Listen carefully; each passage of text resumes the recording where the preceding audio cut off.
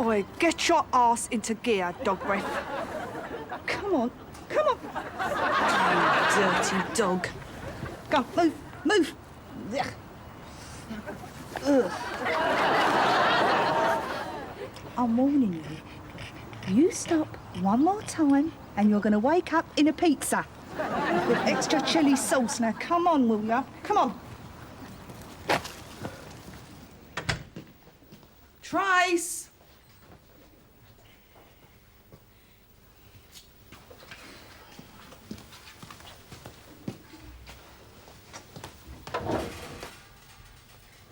Trace? Oi, Trace, where are ya? Coming. Growing girl. Cut off me oven chips are plowing, I'll fade away. You what? You've been watching Grange Hill again instead of getting my tea on. No, I ain't. Anyway, why you got the hump? That Maxie do a whoopsie on your trainers again. I hate that rotten animal. It's not a dog, it's a toupee on legs. I know. Bruce Forsyth was on the news again tonight offering a reward. It's not dumping its load in the middle of the street, it's trying to get its leg over my leg. Blimey, I thought Chris was bad. At least he used to wait till we got home. Dogs. What was God on when he invented them, eh? I don't mean to be dense, Shell, but if you hate dogs that much, why don't you stop all this Barbara Wood-ass lark? Because, Trace, there is money in it. Chigwell is full of fat cats who want their fat cats fed and their dogs walked. I could clean up round here. So long as you got a pooper scooper. But it would be nice to come home to a bit of tea of an evening. I'm starving. Nearly had one of Maxie's doggy treats. Would have given you a lovely wet nose. I mean it, Trace. I'm doing my bit to bring a few extra quid into this house for Christmas. It'd be nice if you did the same. I know, and that's why tea's late. I've been thinking, and if you say that makes a change, I'll rearrange your face. I'm going to earn us some money and all. You?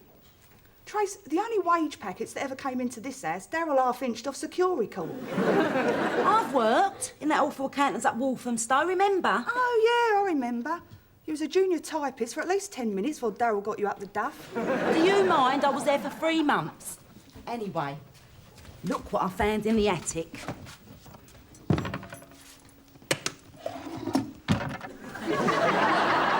Tell me, you're going to sell it as an antique? No, I'm going to use it. Oh, do me a favour. Well, you've been going on at me for weeks about us needing extra money for presents and whatnot. Yeah? And you come home every night after walking them dogs and rub my nose in it. I'll rub that Maxie's nose in it. It doesn't wheel my Reeboks again. And you're always going on at me to find something to occupy myself with until my Daryl gets out. So? So, I'm going to do some typing from home. You can earn good money at it. And at least it's a proper job, not like that stupid perfume like you got us mixed up in. But, Trace, you haven't typed for years. And you hate dogs, but that ain't stopped ya. Well, maybe I'll get used to them. Yeah, 10 years married to Chris should have got you used to all that leg cocking and wind. Get real, though, Trace. The last time you punched a keyboard, we was wearing platform shoes and dancing to the Rubettes. Well, you was. I had more taste. Yes, but typing's like riding a bike, isn't it? You never forget. Yeah, but you was rubbish on a bike and all. Yeah, Trace, I was thinking of putting an ad in the local paper. What do you reckon? Is your pooch getting a paunch? Will your moggy mope in Chigwell while you're sunning yourself in Spain? Let Sharon walk your dog or feed your cat. Well, it ain't exactly Shakespeare, is it? How would you know? Anyway, this pet sitting lark's really taken off. I've got 2 more neurotic bitches on my books this week. Dogs ain't too bad, though. Don't rub it in. Oh, no. Go on, then, answer it. Oh, you answer it, Shal. No, it's your turn. I did the last one.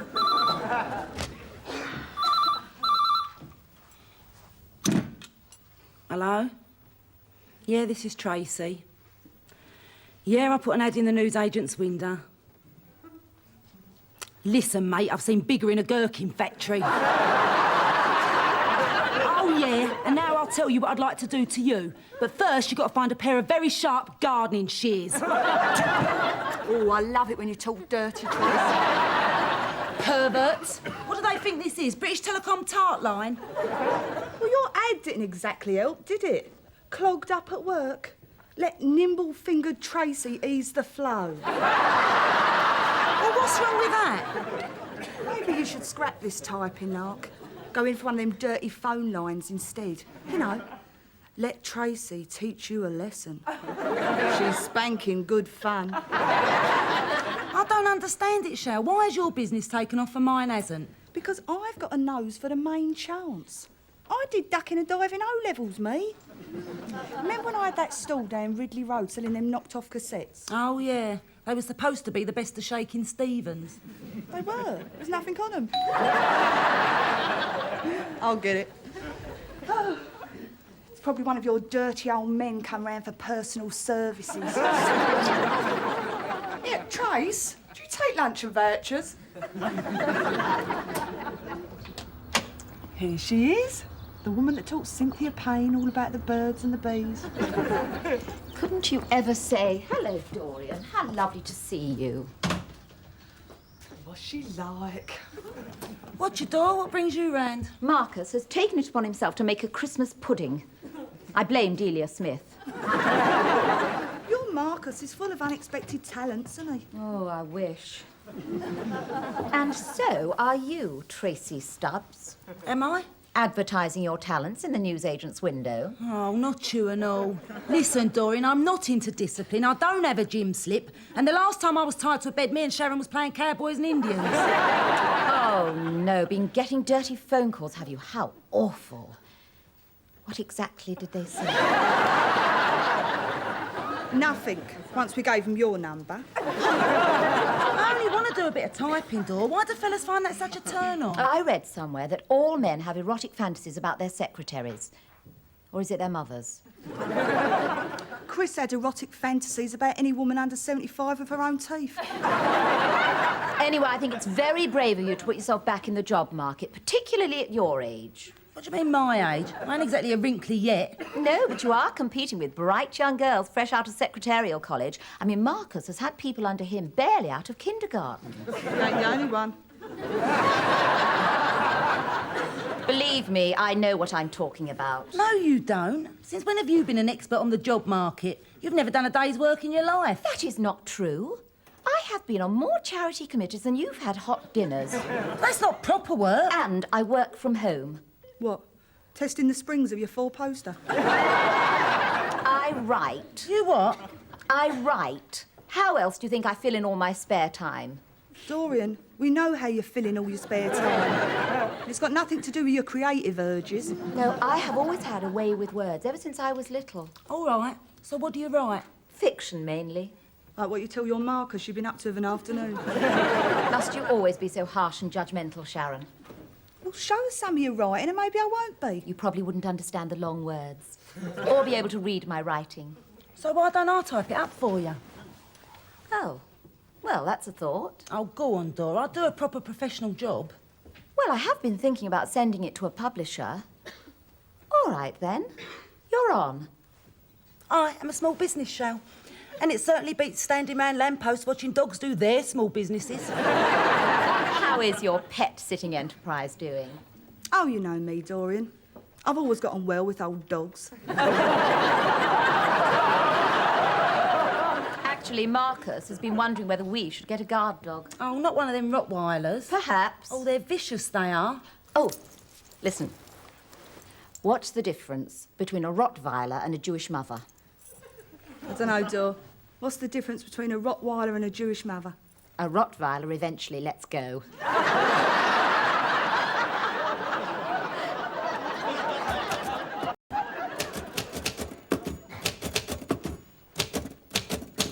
Oh, someone swapped all these keys round.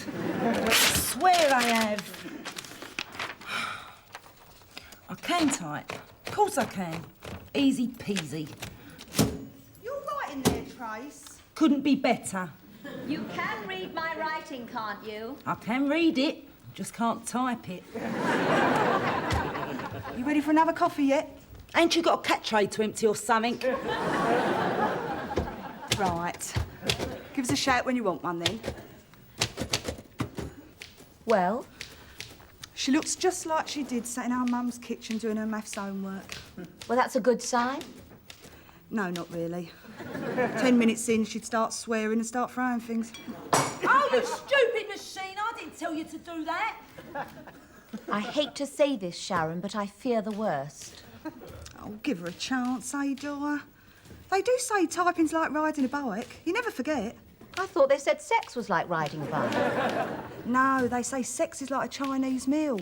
Once you're finished, you're ready to start all over again. Must be why Marcus has an aversion to anything stir-fried. Oh, what'd you do that for? She's hardly filling me with confidence, Sharon. Asking her to type my novel is like asking Oliver Reed to manage a branch of Oddbins. She'll be all right, Dora. Honest. Oh, no.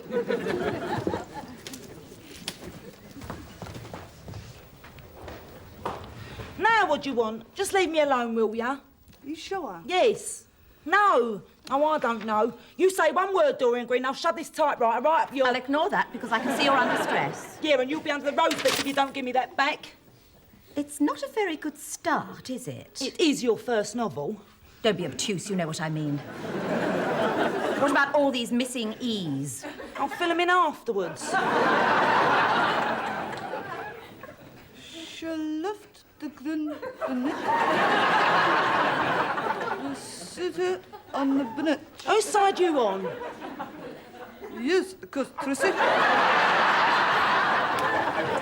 Well, I'm sorry, but that just won't do. Oh, Dorian, I've only just started. What you need is a WPC. A policewoman. He'd have her arrested for lousy typing.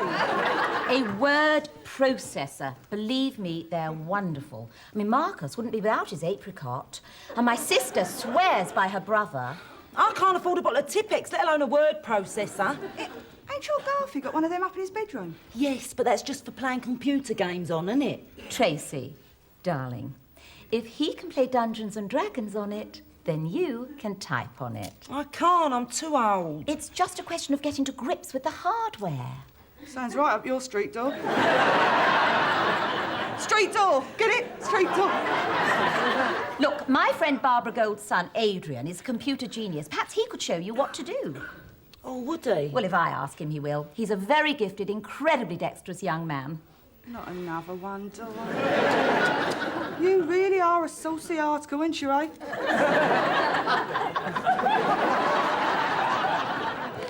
That's it, you've got it. Now press exit. Blimey, it's all gone. It's all stored onto your disc. Honestly, you'd have to be the sort of idiot who can't even work a typewriter not to get the hang of this.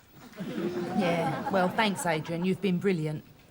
I do normally charge for an hour's computer instruction, but since you're a friend of Auntie Dorian's. Oh, that's very nice of you. Here's my card. Oh, financial advice too, eh? I dabble in unit trusts, but right now I'm diversifying into the service industries. And what do you do for fun? I'm learning business standard Japanese. Yeah, well, got to let your hair down at the end of the day, haven't you? So how you getting on then? It's brilliant, Shao. It even spells better than me. Trace a retarded gerbil spells better than you. Would you like me to show you how to use it too? Let's see. Could fit you in next Tuesday, say 4:45. Nah, you're all right, Adrian. I'm still trying to suss out the video. Right, show us what you've learnt then, Trace. OK. Yeah.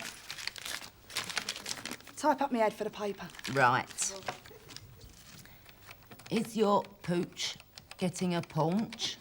Will your moggy mope? Let Sharon walk your dog or feed your cat. Yep, that's me.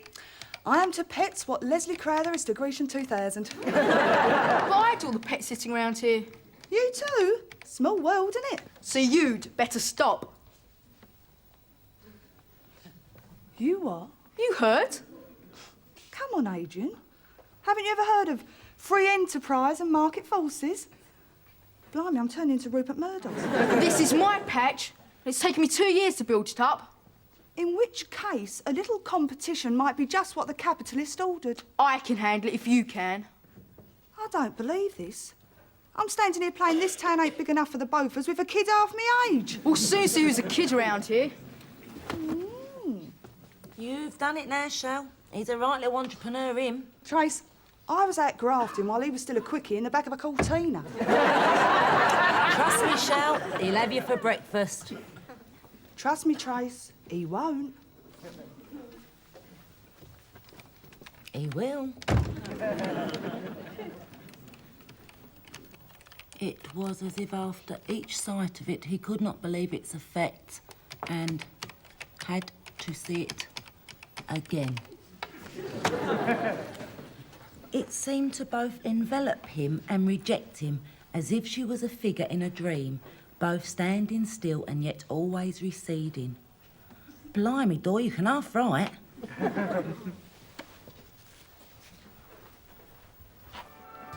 Trace, prisoner cell block H is on in a minute. Never mind cell block H, listen to this. What I did on my holidays by Dorian Green, no thanks. But Shell, it's brilliant. Trace, I've spent all evening dragging 2 arthritic poodles round Chigwell. I ain't in the mood, just give it a rest, will ya? Tracy! It was an unforgettable face and a tragic face. Its sorrow welled out of it as purely, naturally and unstoppably as water out of a woodland spring. Dorian wrote that. Yeah, it's brilliant, Shell. It's like a proper book with bits I don't understand and everything. Blimey, who'd have thought it? Talk about hiding your what's-it under a bush. She's bound to get it published. It knocks spots off Geoffrey Archer. Trace, my shopping list knocks spots off Geoffrey Archer. So what's it about then? Well, it's set in the olden times, right? And there's this fella who's engaged and happy and all that, but then he falls for this moody bird who stands around on a cliff all day looking out to sea for this French bloke who's give her the elbow. And then what happens? I don't know yet, but I can't wait to find out. Are there any dirty bits? Not yet. It's about a French bloke's tart and there ain't any dirty bits. And Dorian says she wrote this. Yeah, so? No, nothing. Forget it. Must be thinking of something else. Look, will you get back to your typing and let me watch my prisoner cell block H in peace, please? Oh, I don't know how you can bear to watch that programme. Why? Because it's a constant reminder that our loved ones are banged up. Or it's an indictment on the way society makes entertainment out of people's misery, deprivation and despair. No, Shell, because it's a load of old cods.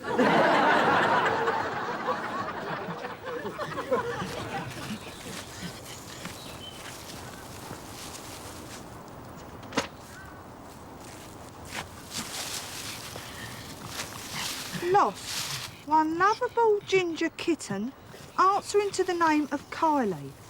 She disappeared while in the care of local pet sitter Sharon Theodopolopoulos.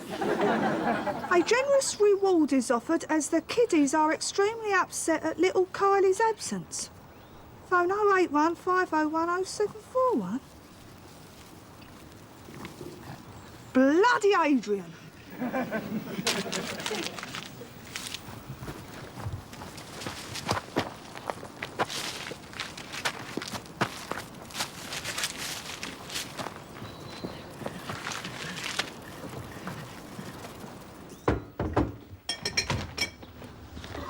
Fancy a cup? Kettle's boiling. So am I. In fact, I'm steaming. What? Maxie getting frisky again? No. Adrian fighting dirty. But then what can you expect? The boy's only ever known a Tory government. What's he done? What's he done? What's he done? Well, Oh, isn't it nice? I wonder how you do that big printing. Trace, I'm talking about his underhand business practice, not his layout style. Read it, will ya? I didn't know you was looking after a kitten called Kylie. I'm not. The little brat made it up. But if you believe it, so will Arthur Chigwell. I told you to watch him, didn't I? I didn't know I was dealing with J.R. Jr., did I? So what are you going to do? I've already done it. What's that, Chinese takeaway? Oh, great, because I ain't even started tea. I've been too busy typing. Oh, it's a takeaway, Trace. It ain't Chinese.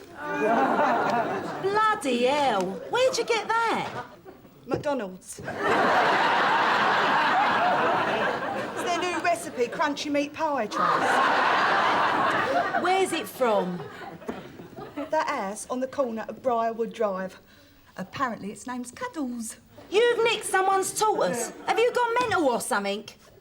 If Adrian wants a fight, he's got one.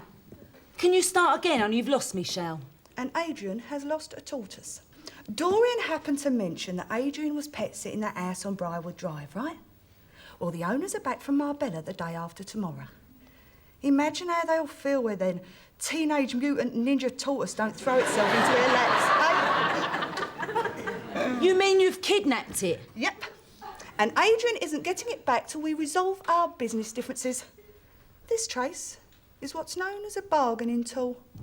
It's also what's known as a health hazard. You put it in the garden shed this minute before it pebble dashes my worktop.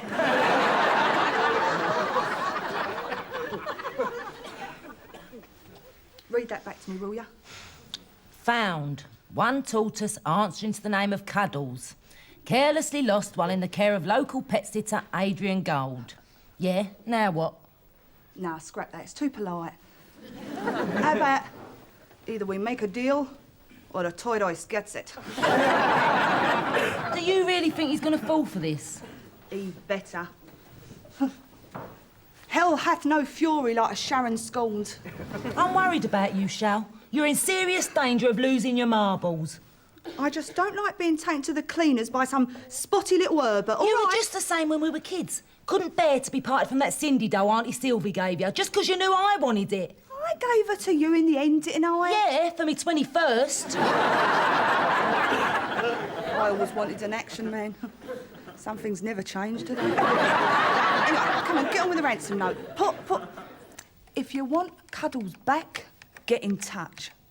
And sign it, a friend. Mad. Totally off her trolley. Tell the Munchkin I'm not making any deals. She's not making any deals. And tell her I'm not offering any. Jaffa cake, anyone? Oh, look, this is ridiculous. I mean, how many pets are we actually talking about? I've got 17 in my books. She's only got 5. And you're not having them. Sharon, please. He's a 13-year-old boy. No, he's not.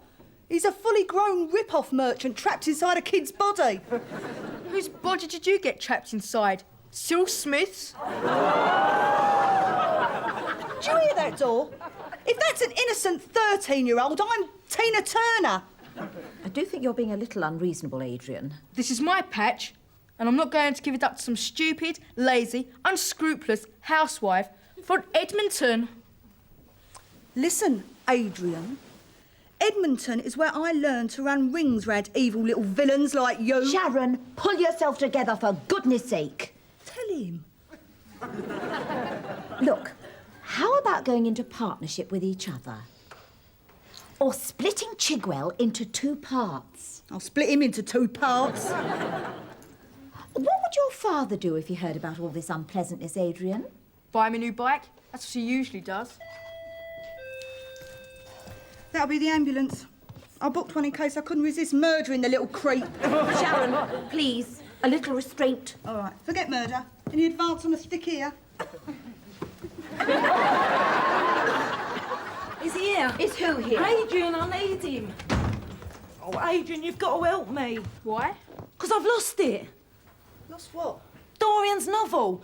I was just about to start printing up the first 4 chapters and it just sort of went. Oh, my God. That's a shame. We got to help me get it back. I don't see why I should. Oh, please, Adrian, I've been typing that rotten thing for days. What do you mean, rotten thing? Go on, Adrian.